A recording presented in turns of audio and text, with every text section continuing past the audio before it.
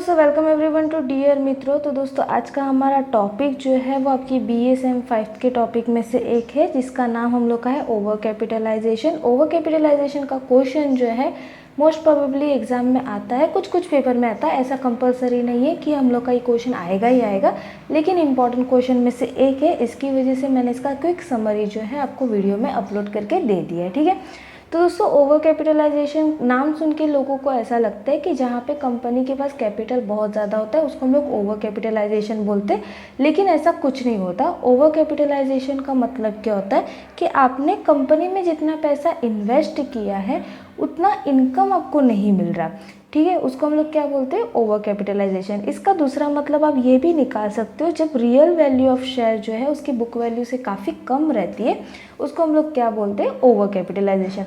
बहुत टाइम ऐसे लोगों को लगता है नाम सुन के कि ओवर कैपिटलाइजेशन का मतलब होता है कि कंपनी के पास बहुत सारे पैसे, बहुत कैपिटल है, लेकिन ऐसा कुछ नहीं रहता। तो इससे आपको ये चीज़ तो क्लियर हो गई होगी, ठीक है। अब ओवर कैपिटलाइजेशन को मापने का जो है वो दो तरीका है। एक हम लोग का रहता है book value of the share. Book value of share कैसे हम फाइंड आउट कर सकते हैं, तो इसके दो फॉर्मूला से, एक हमारा है net asset divide by number of share, या तो फिर share capital plus reserve divide by number of share. इन दोनों ऑप्शन में से जो चीज़ हमारे पास अवेल रहेगी, जिसका अमाउंट हमारे पास अवेल रहेगा, हम पुटअप कर देते हैं और उसकी बुक वैल्यू निकालते हैं, ठीक है। ये हम लोग का काम क्या किया, हमने सबसे पहले बुक वैल्यू निकाला। सेकंड काम हम लोग क्या करेंगे, तो रियल वैल्यू निकालेंगे। अब रियल वैल्यू कैसे निकालते, तो रियल वैल्यू का फॉर्मूला है capitalize value of the business is equal to earning divide by expected rate of return multiply by 100, ठीक है। फिर रियल वैल्यू निकालना है तो वो आपका रहेगा capitalize value divide by number of share, ठीक है। तो ये निकालने का हम लोग का फ़ायदा क्या है, तो जैसे मैंने आपको डेफिनेशन जब पढ़ा है तो मैंने क्या बोला कि रियल वैल्यू जो बेस रहती है किससे, बुक वैल्यू से, है ना। तो आपको यहाँ पे दो चीज़ मिलेगी, आपको रियल वैल्यू मिलेगी, दूसरी आपको बुक वैल्यू मिलेगी, और उसके कंपैरिजन से आपको पता चलेगा कि आपका कंपनी के पास ओवर कैपिटलाइज है, अंडर कैपिटलाइज है कि इक्वल वैल्यू पे है, ठीक है। अब हम लोग इसके बाद हम लोग ये देखेंगे कि इसका कॉजेज़ क्या है, यानी ओवर कैपिटलाइजेशन क्यों होता है। तो यहाँ पे हम लोग को कुछ 8 कॉजेज़ दिया हुआ है। सबसे पहला हम लोग को दिया है प्रमोशन ड्यूरिंग द इन्फ्लेशन।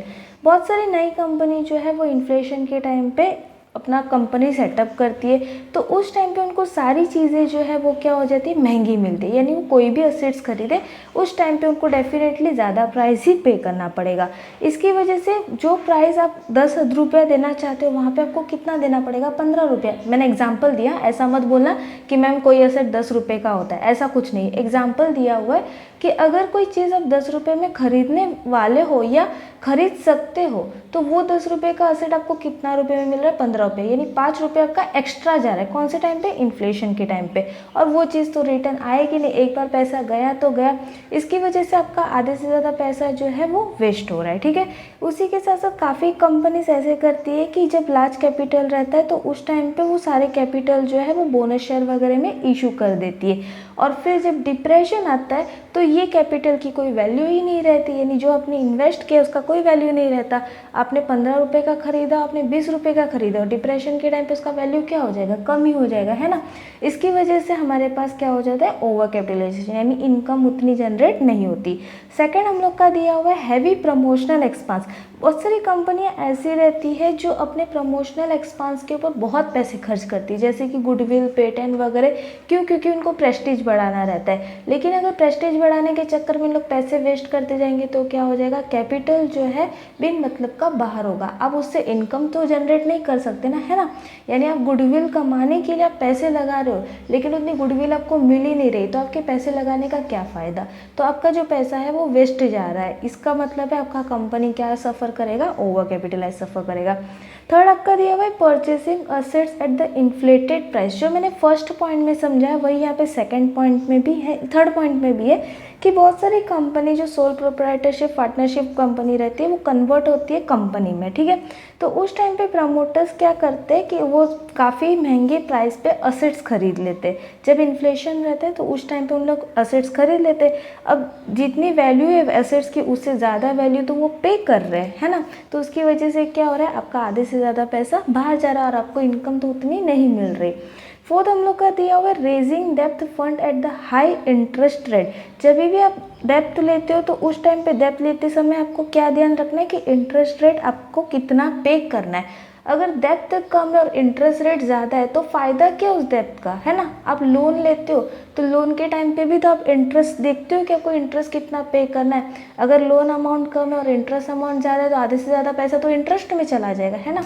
तो यहाँ पे काफ़ी कंपनी ऐसे गलत डिसीजन ले लेती है कि उन लोग डेप्थ का इंटरेस्ट रेट चेक नहीं करती है और आधे से ज़्यादा अमाउंट जो है वो इंटरेस्ट रेट में चला जाता है और इस चीज़ की वजह से ओवर कैपिटलाइजेशन होता है।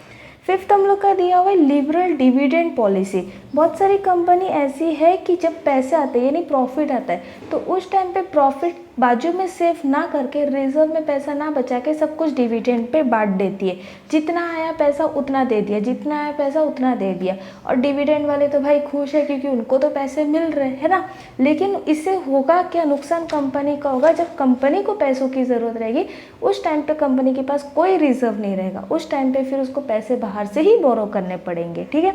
फिर उसके बाद सिक्स्थ है टैक्सेशन पॉलिसी। अगर कंपनी को ज़्यादा टैक्स पे करना पड़ता है तो उसका डेफिनेटली क्या हो जाएगा, जो इनकम वो कमा रही है उससे ज़्यादा तो वो टैक्स पे कर रही है।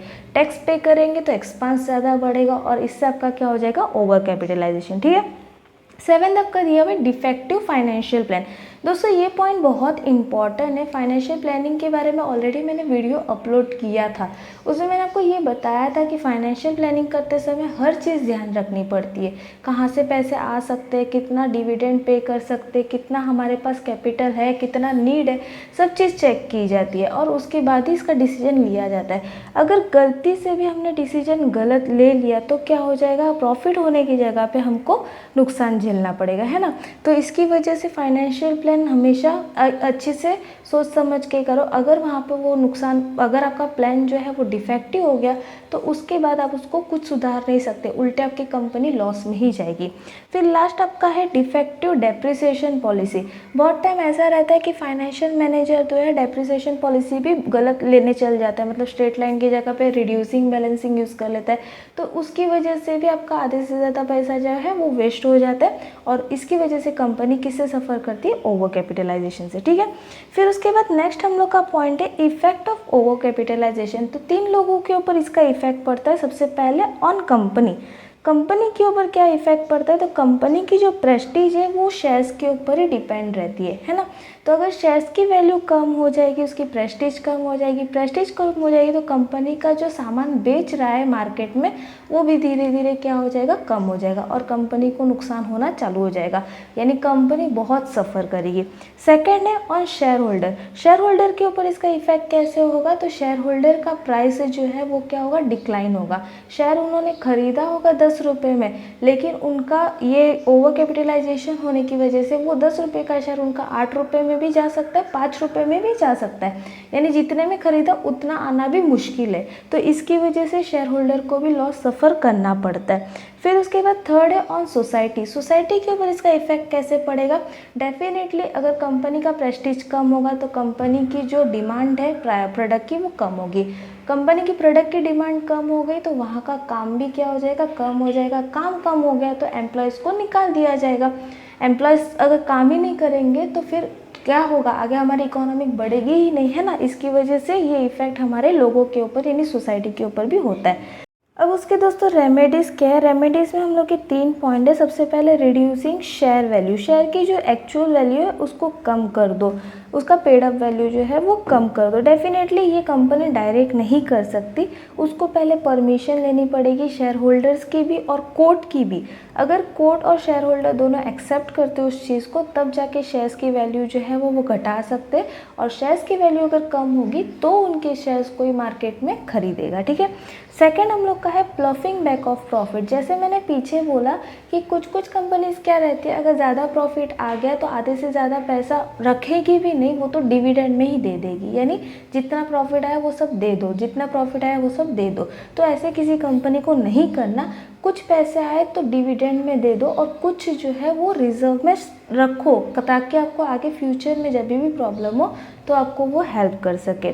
थर्ड आपका है रीऑर्गेनाइजेशन ऑफ कैपिटल स्ट्रक्चर। आपके जो कैपिटल स्ट्रक्चर है उसको वापस बनाओ, ताकि हम लोग का जो प्रॉब्लम क्रिएट हो रहा है वो क्रिएट ना हो और हम वापस नए से शुरुआत करें। तो दोस्तों यहाँ तक हमारा पूरा ओवर कैपिटलाइजेशन का एक्सप्लेनेशन था। होपफुली आपको पूरा वीडियो समझ आया होगा। समझ आया तो प्लीज़ अपने दोस्तों के साथ शेयर करना, ऑडियो मित्र को सब्सक्राइब करना बिल्कुल ना भूलिएगा। मिलते हैं नेक्स्ट वीडियो में, तब तक के लिए बाय बाय।